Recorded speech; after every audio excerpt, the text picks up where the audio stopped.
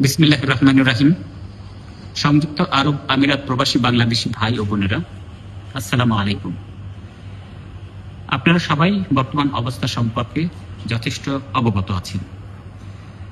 গতকাল আপনাদের উদ্দেশ্যে দূতাবাস থেকে আমরা দুটি বার্তা দিয়েছি আপনাদেরকে সতর্ক করার জন্য।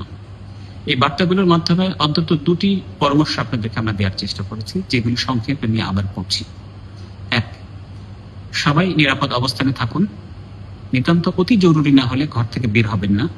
পাসপোর্ট, আমিরাত আইডি, নগদ দিরহাম, শুকনো খাবার, পানি ইত্যাদি হাতের কাছে রাখুন। কোনো জমায়েত করবেন না। আরব আমিরাত সরকারের নির্দেশ মেনে চলুন। 2, গুজবে কান দিবেন না। বিভ্রান্তিমূলক পোস্ট দেওয়া এবং শেয়ার করা থেকে বিরত থাকুন। আমিরাতে এটি একটি দণ্ডনীয় অপরাধ। আমাদের দূতাবাস আগামীকাল সোমবার খোলা থাকবে। আমরা গতকালকের কথাই আবার বলছি, যে কাজটি আপনি আগামীকাল করবেন বলে পরিকল্পনা করেছিলেন, সেটি যদি 7 দিন বা 10 দিন পরে করলেও চলে, তাহলে আপনার আগামীকাল আসবার দরকার নেই।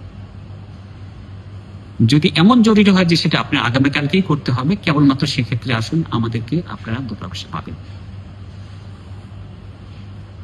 প্রিয় ভাই ও বোনেরা, সাহস হারাবেন না। আপনাদের যে কোনো প্রয়োজনে আমাদের সাথে যোগাযোগ করুন। বাংলাদেশ সরকার এবং দূতাবাস ও কনসুলেটের সকল সদস্য আপনাদের পাশে আছে।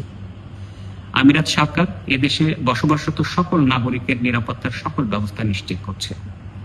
আপনারা সবাই সুস্থ থাকুন, ভালো থাকুন। খোদা হাফেজ।